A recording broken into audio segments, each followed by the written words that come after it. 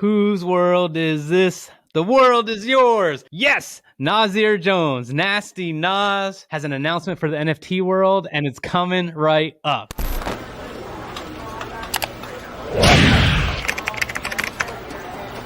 Imagine owning the rights to your favorite artist's song, where you can invest in the artist that you believe in and partake in their success. Well, apparently there is a platform now called Royal, which gives you the opportunity to do this, and you will not believe who their first artist is that they signed. Who is it? I don't know. It's some guy named Nas. And we're about to get into the details about how this can translate to you, and you can make some money and enjoy collaborating with your own artist. But I got to find out first, who the hell is Nas? I don't know who Nasty Nas is. I don't know who this person is. And I knew, Rich, you're going to be upset with me. But for real, when you told me Nas was doing this, I thought, I know who Nas is. Nas Daily, that chump?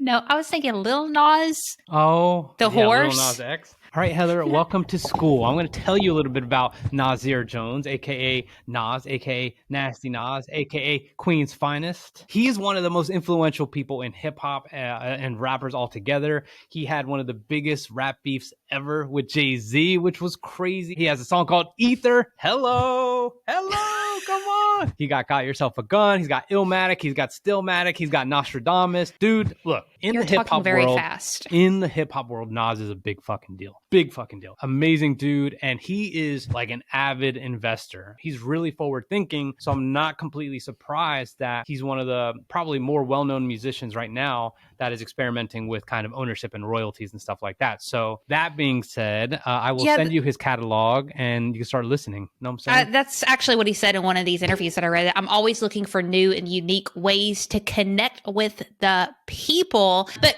how are they doing this, and how does this translate to other artists? Well, Royal is a blockchain-powered platform. Nas will be converting the streaming royalty rights to two of his upcoming songs and apparently splitting half of the royalties with them. And this is what I thought was interesting, Richard, is it's not through just a traditional NFT. It's something like limited digital assets, which are extended versions of NFTs, which we've got to dig in deeper in an upcoming episode. So make sure you hit subscribe so we can dig into that together, what that is.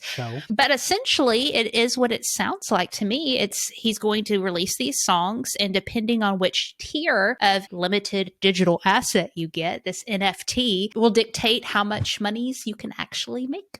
By the time you see this, it will have already happened, and I'm really interested to see if you bought any. Let us know for sure in the comments, or two, if you see it on the open market or a secondary market, I want to know for sure. But here's the deal. There's going to be two drops. Well, they're both going to happen on January 11th, which when you see this, it'll be in the past, but that's all good. Two tracks, okay? One of them is called Ultra Black. The other one is called Rare. Now, each of those tracks has 3 tiers available, and here is the breakdown. Gold tier gets 0.01% of streaming royalty ownership for $50. I don't know what the hell that means. There's platinum, and then there's diamond. So the percentages increase. So a diamond is the highest, 2.14% streaming royalty. You know what? We should probably just get the CEO of Royal on this show. You know what I'm saying? Like, I'm just going to reach out. Like, straight up, I'm just going to reach out and be like, yo. So there's hit subscribe so you can watch that. Y'all know I'll be telling you to hit subscribe all the time. I'm excited about having that. Yeah, that'd be fun. Dude, I'm if you guys don't know, in our other life, like, I am able to track down and get people who are hard to get access to, but I can make it happen. I will be like humiliated though being on that conversation, because you're going to be like talking all rap language, and I'm going to be like, what the hell is everybody talking about? Lil Nas, regular Nas, I don't know what we're talking about. I'll just be like, look, you know, you think Heather's my co-host, but she's actually someone who's in the game, in the rap game, and she's about to freestyle for you real quick.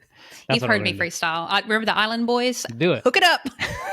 Island boy, and I've been trying to make. Oh, I'm an island boy, just an island boy. I'm going to keep that gun. I'm not going to. So the other one is Rare. There's 3 tiers associated with that one as well. This one is a little bit different. There's gold, platinum, diamond, but diamond, it's 1.5% streaming royalty ownership for $9,999. So what does that actually mean, the ownership? Does it mean that the people are actually getting, you know, royalties from the purchases? What does ownership for $9,999 mean? I don't know, but it's still pretty freaking cool, because, you know, as a fan of the artist, as someone who supports the artist, and now you're supporting their music music, that you actually have a chance not only to make money, but contribute money as well. You know what would actually like make sense with this stuff is for people to, yeah, if you're a fan of the artist or whatever, that's cool because you enjoy being a part of that. But if you don't have a ton of influence or an audience, there's not going to be a lot you can do to kind of push that song forward so you and the artist can make more money. And that's really the incentive and the easy thing about all these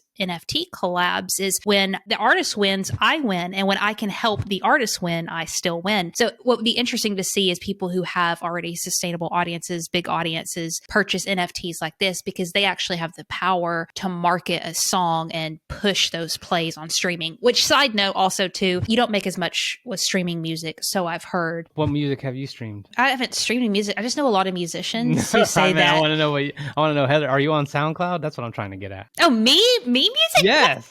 No, come on. That's what I was getting at. Well, look, please. Here in the end, Royal says, this is an opportunity to revolutionize the music industry. We believe shifting power to artists and democratizing ownership is a powerful step. And this is like a caveat to what Heather was saying. She's obviously very right, but if you're in the beginning, this could be super helpful. If you're on the come up and you're like part of a label or some shit, you could be like, fuck this, I'm out. Yeah. Right? You could have like your own NFT connection. You could have your Instagram followers and your Discord people and all these people. Like you can literally be leveraging your audience and your attention to help them and help you. Like this is literally the whole game, right? It's like not just decentralizing, it's about democratizing art. I mean, I have no idea, but like I've seen plenty of TikToks of rappers who like, I don't make shit. Like it seems like they're just like loaded all the time, but a lot of people are paying for a lot of things they do. And there's always a bunch of money that has to go to a certain label and things like that. So this is really interesting. Nas obviously has a huge audience already. So this is going to be big for him. And obviously leading with just 2 tracks is a good beta, in my opinion. So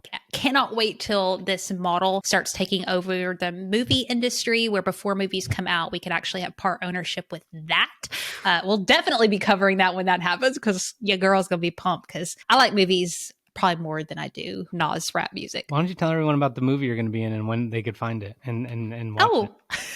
It's not a joke. It's not a joke. It's called Hunting Souls. It's like a psychological suspense thriller type thing. And I'm a therapist in it. Isn't that a perfect role for me, Rich? Yes, you're a therapist. It is.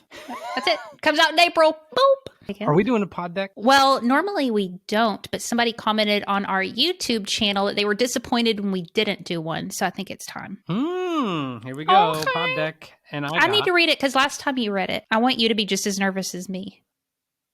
Would you ever sign a prenuptial agreement?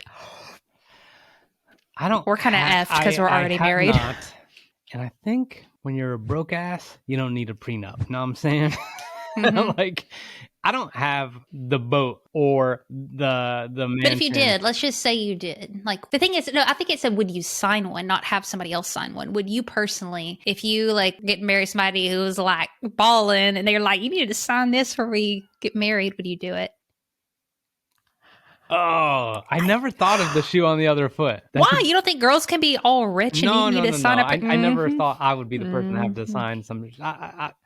I know me. I'd be like, you don't trust me? I totally would because I know me and I'd be like, I don't need any of this stuff. So you go ahead if it makes you feel better about yourself. I don't know, man. Community property, 50% home girl. I need 50% of that, please. Not if you didn't earn it off the beginning. I don't see. Whatever, man. Come on, Girls have man. been taking dudes to the cleaners for centuries. And guys too. Jesus. Don't even get me started. I'm starting to sweat and I'm about to get all feminist on your ass. So we need to I don't know what I'm talking about, by the way. Hey, if you want to see us argue a little bit more and see Richard sweat a little bit, make sure you hit that subscribe button.